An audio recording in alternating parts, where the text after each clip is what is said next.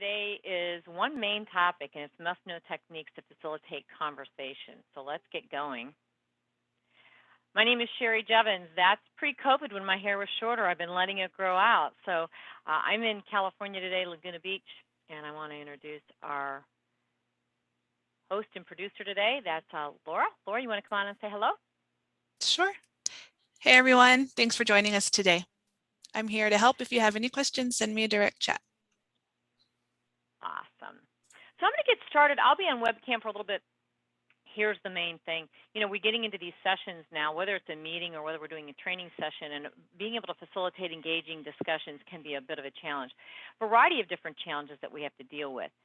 First of all, probably the biggest one is people talking over top of each other. We've been doing this long enough now to where a lot of people will be still talking over top of each other. People try really hard not to, but there's always that awkwardness as to when should I engage.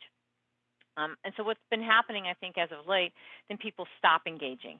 They don't contribute as much because of the fear of talking over top of each other. Some of you may chime in and say, I don't know what company you work for, but we got people talking all the time over top of each other. So basically, how do you manage that challenge?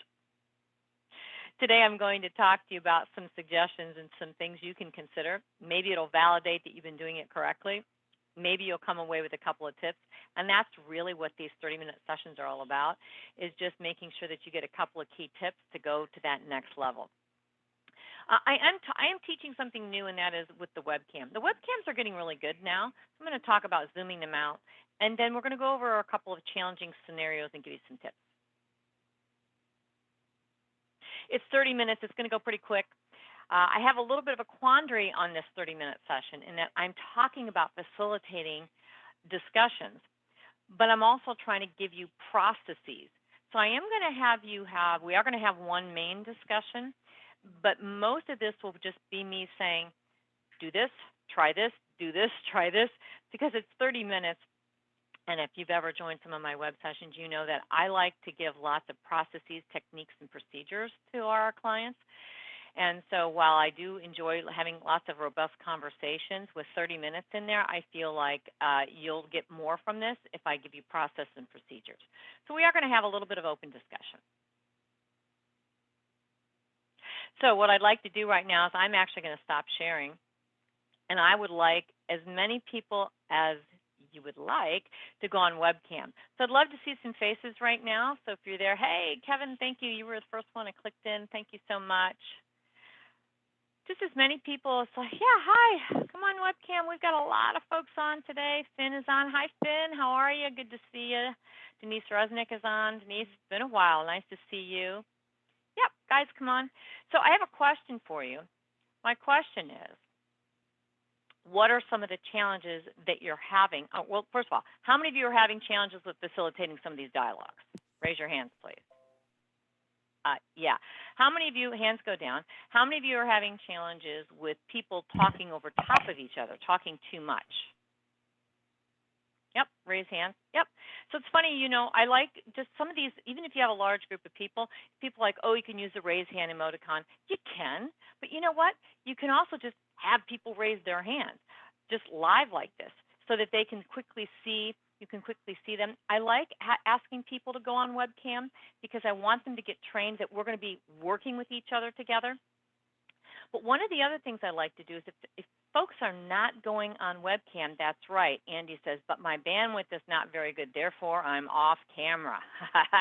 That's exactly right, Andy. So some of us can go on, some of us can't.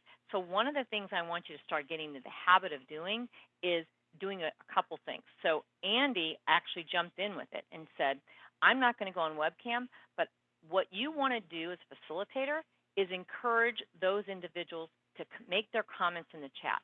So everybody right now, I'd like you to make some comments in the chat about what are some of the challenges that you've had. But meanwhile, I'm going to randomly call on some people to have some dialogue with them as well. So Denise, I see that you're on. You're actually in the middle of my screen. Denise, you want to unmute and say hello? Hi there. Hi. So Denise, my question for you is, what are some of the challenges that you've been experiencing with the types of communications you've been having? So I find that certain people are very comfortable participating and others are sitting back. So I'm not really getting balanced input from a group. Yeah, and so what I want to encourage our group to do right now is I want to see that chat blow up right now. What types of challenges are you having? Are you having similar ones that Denise is having? Are you having people that like to talk too much? Or are you having, I'm finding that what's happening is people are disconnecting. I'm finding that we're not getting any engagement anymore. It used to be they tried to talk, then because they weren't facilitated well, they weren't talking at all. So, Laura, what do I have over there in my chat? Yep, we do have that lack of engagement when training. Another good point that someone brought up was they can't get the folks to turn on cameras or come off mute. So maybe that direction can be sometimes tricky. And Melissa, a really popular one, Melissa Long says, people hate being on camera.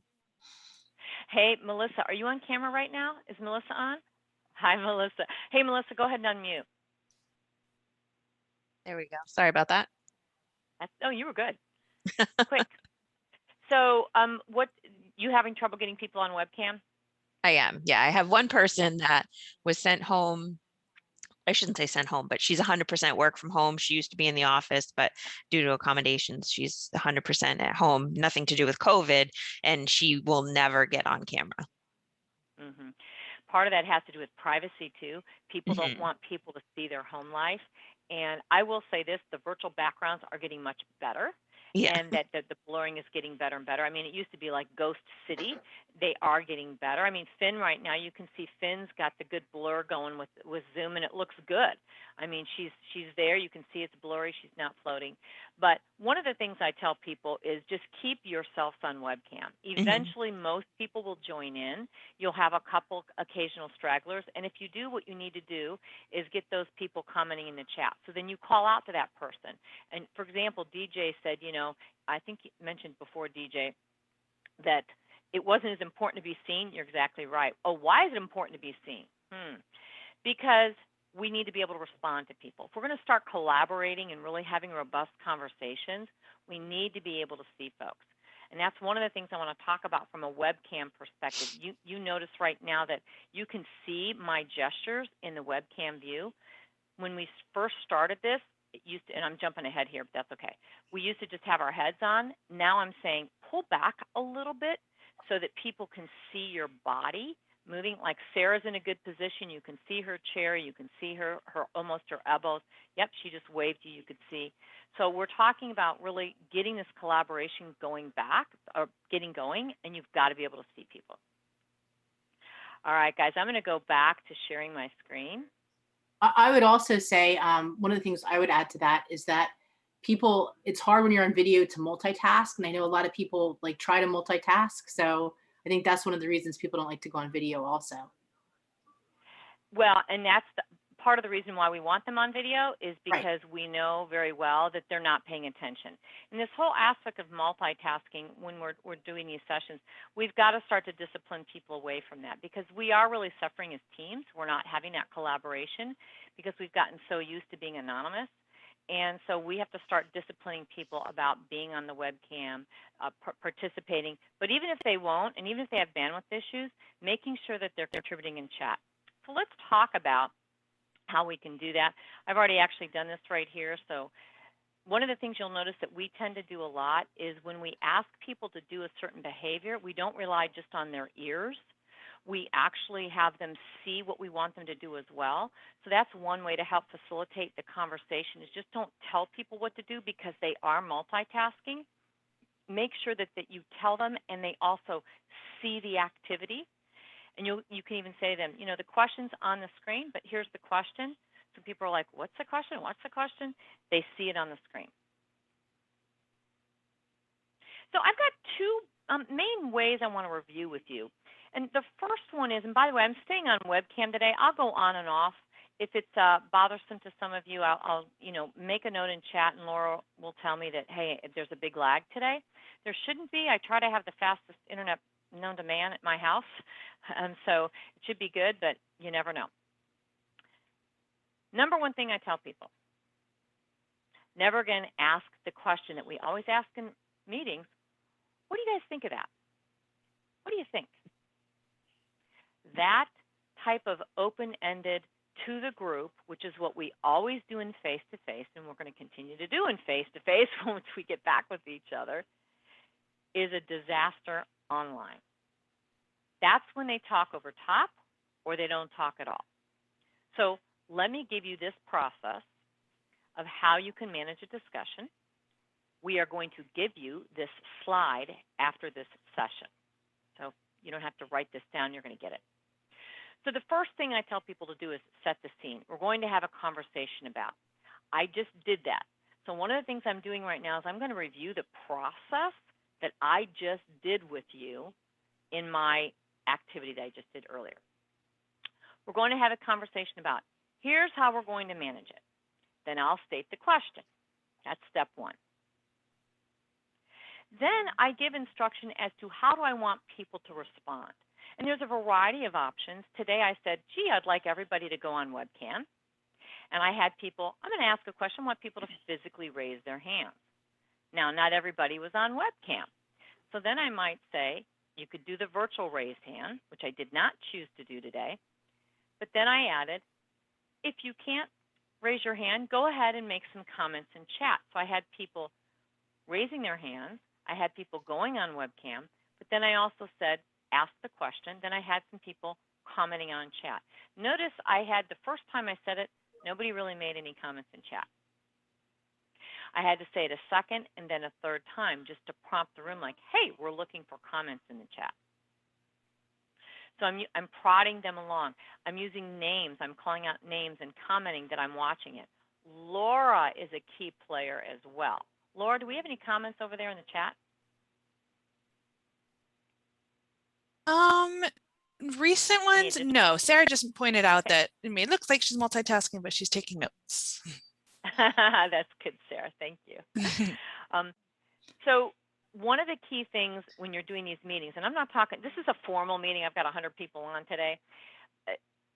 I have a producer, but also just even a colleague that works with you, particularly if you know you want to have robust conversations and team building. You might have your colleague say, gee, Jim, if you could please watch the chat for me as I'm talking to one or two people. If you could chime in and say, well, actually, Betsy has a comment in chat, Sheri, so that you've got two people helping, or two people working the system, one that's talking to everybody and one that's watching the chat. Now, another little trick you can do is if you know a couple people like to multitask, you start to train those individuals that you're going to call on them. So I might say, you know, first I'm going to call on Betsy, and then Jim, I'm going to come to you, followed by Dave. That's a clue to Dave, who I know doesn't pay attention. You're third. Pay attention. So even if Dave wasn't paying attention, Dave has now been queued up that he's going to be commenting here in a minute. And that's a gentle way of doing it instead of catching people off guard. A big thing I'm always doing is directing others to the chat. So if I have a dialogue with one of you or two of you like I just did today, I'm saying, hey, the rest of you comment in chat. And then the other thing I'll do is when I see a comment in chat that I think really is a comment that has value to the dialogue, I'll say, hey, Melissa, unmute. And that's exactly what I did. I saw a comment in there. I said, ooh, I want to talk to her a little bit more. And so that's how you can get this conversation going a bit more.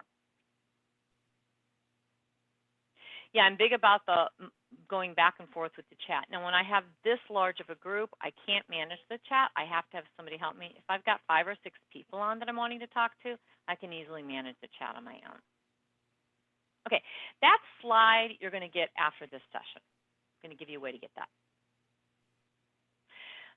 The second way that I will tell people is, and we also did this today, was set your guidelines up. Even if you're going to have a casual meeting, guys, and you're going to do a project update, and you want everybody to participate in this project update, we have a set slide that's the guideline slide that just says, look, this is how we're going to be engaging today. We're going to have a discussion. You might say, this is what we're going to do for the first 2 minutes. This is the agenda that we're going to cover today. And here's how I want to manage the dialogue. I really would love everybody to participate. In fact, I'm going to have everybody go on webcam. But this is what we'll do. And you set the scene in the guidelines. Another thing I do want you to consider when you do that, put it in writing on the slide and or even a plain old Word document. Again, this whole business of they hear what you say, but they also need to see what you say because you know that they're multitasking. Now, this seems like a lot of work. It's not like that in face-to-face. In virtual, it's just there's more, you have to be more proactive about how you want to plan out that discussion. I'll just go off video for a while, give that webcam a break. This is an example of a typical guideline slide. We use this one all the time. We say how long the meeting's going to be. We talk about the topics. I tell them my behavior. Hey guys, I may be interrupting you so that we can stay on time. I'd like you to keep your phone muted. If you need to talk, to have a conversation, we're going to go on webcam. Please just raise your hand to speak. Some of you can contribute in chat. These are just examples of all the things you're telling people to do. And then when you decide you want to have a robust conversation, you actually review those guidelines again. I've already mentioned this, but again, I have it in writing for all of you. If you're on a larger session like today, you may want to have a second person helping you. I call it the producer or the host. But really, if I'm doing just casual meetings, but if there might be 8, 9 people on, and we know that 3 or 4 of them are just going to kind of go off and do other things, I will ask a colleague to watch that chat. And then I'll refer to them, as I have a couple times with Laura. Laura, do we have anything over in the chat? Now, I will tell you on Zoom, I actually can see my little chat bubble, and I don't see any numbers that have changed right now. It's been sitting at 4. So if I see that number change, I might not look over at the chat. I'm going to actually go on webcam right now. I want to show you something. I might not, my chat is over on my other screen. I'm looking at you right now here in my slides. I'll see that number change in chat.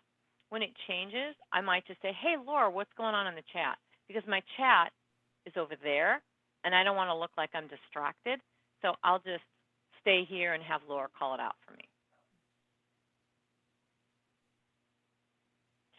Another thing that I like to do, this last one here, who haven't I talked to lately? Again, if I'm facilitating a group and we're doing some training and or we're just having a robust client meeting, I'll even have the colleague kind of keep track, like I've been calling on the same people, but I've missed a couple of people. I'll then go to Laura and say, hey, Laura, who should I talk to? And Laura knows that's code for, because I haven't tracked who I'm talking to and who have I missed. So again, she'll say, oh, you know what, I think it's time to talk to Dave. I'm like, okay, that's right, yeah, Dave, I haven't called on him. And it might be because Dave didn't contribute in chat, Dave wasn't going on webcam, I was kind of missing Dave, and so she's helping me bring Dave back into the discussion.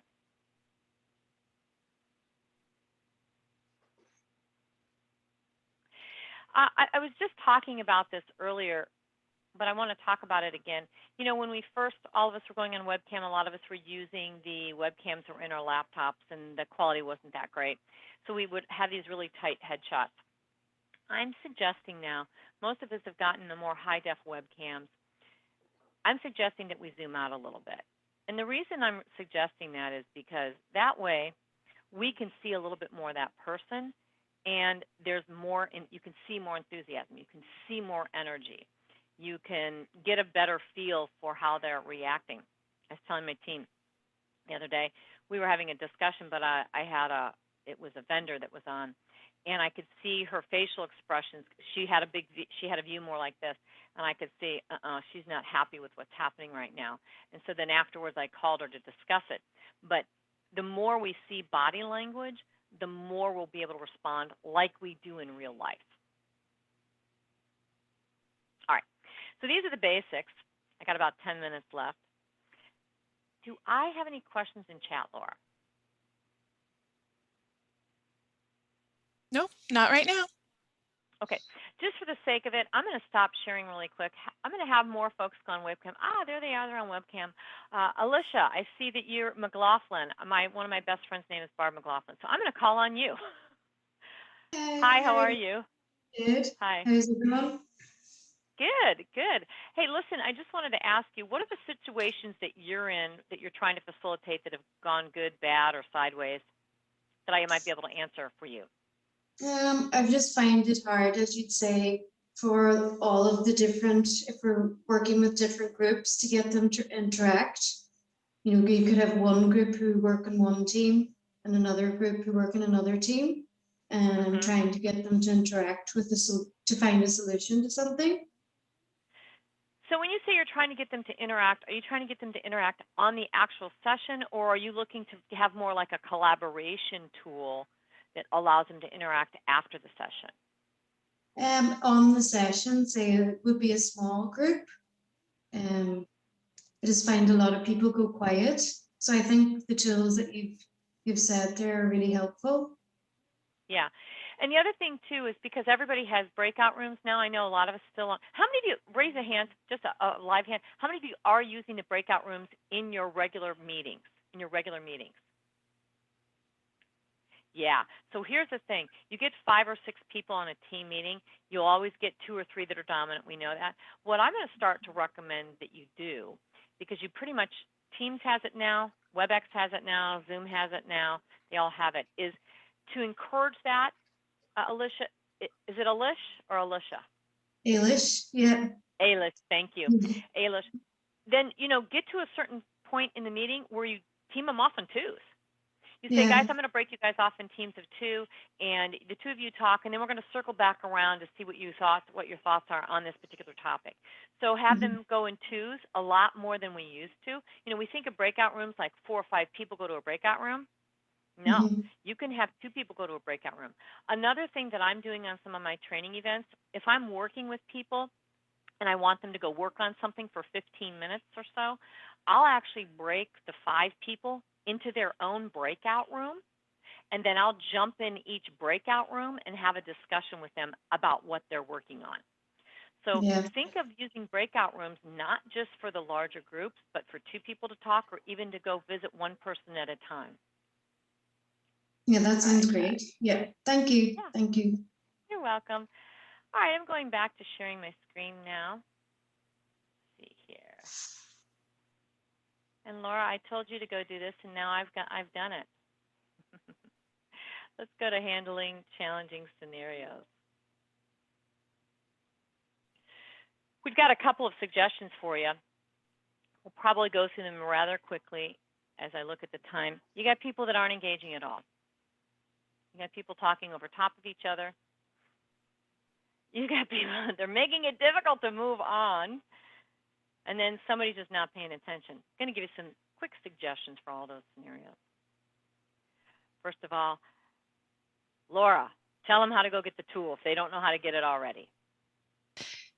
Okay, so to grab your annotation tool, you actually go to the top of your screen. You'll see you are viewing Sheri Jeavons' screen, and right next to it, it says View Options. If you click on that, you'll scroll down to Annotate, and that'll call up your annotation bar. And then you want to select the Draw tool. It's the 3rd icon there. And then you can select the width of your pen on that first column. You can select a thin or thick line. Yep. And thank you. Somebody found it. Here's what I want. Out of the 4 challenging scenarios, which are the ones you struggle with the most? Circle it nice and big. I should see a really messy slide here in about 10 seconds. Which is the one you're having the most trouble with, folks? Circle. Now, another thing about engagement that you want to be thinking about, even if there's 8, 9, 10 people on, the more you can have messy slides, activity like this happening, the more that somebody's multitasking. I'm pretending multitasking. But they see action over there with like lots of things, they will come back to go, what is going on here? So this kind of, thank you, Tito. No engagement. Looks like, here's what's interesting. When we first started doing this, people kept talking and difficult to move on. Now, upper left-hand corner is exactly it. All right, I'm going to clear out those annotations now. Okay, if there's no engagement at all, these are the suggestions I have. You notice that we already did this, but talking about setting the guidelines does tend to minimize this. The other thing that I do significantly when I feel like there's no engagement is I'll tell people the order that I'm going to call on them. I'll pick somebody who looks more enthusiastic to go first, and then I'll say, next after I talk to John, I'm going to talk to David and then Bob. I'm preparing David and Bob to mentally get on the same page with me so that when I'm done with the first person, I go to the second, I go to the third. So that is another way to let people know. State up front, you're going to call on people for their opinions, letting them know, look, guys, I'm going to be calling on for your opinions. And then another way is you can share a document. So one of the things I do like to do is to seem more collaborative. If I don't feel like I'm getting a lot of engagement, I'll pull up a Word document, whether it's plain or it could be looking something like this document right here. I'll say, guys, we're going to talk about the ABC project. Okay? And then what I'll do is I'll actually type it in while I'm talking. I'll talk about saying the ABC project. And then let's talk about under topics for discussion. I want to go over some of those discussions, and I'll say things like, the first thing I want to talk about is why we missed the June 1st date. So I'll say why we missed the June 1st date. And as I'm speaking, I'm typing and putting that on the document. Okay? So then people begin to see that it's becoming more engaging. And then I'll say, David, what else did we miss for the ABC project? And so forth. So once I start getting that engagement from people, they'll read what we're working on, and I'll start asking them to contribute, and then I'll type those in.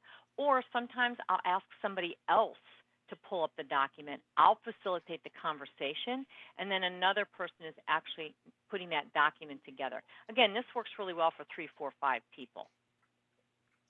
All right, I'm going to go ahead and clear out those annotations as well.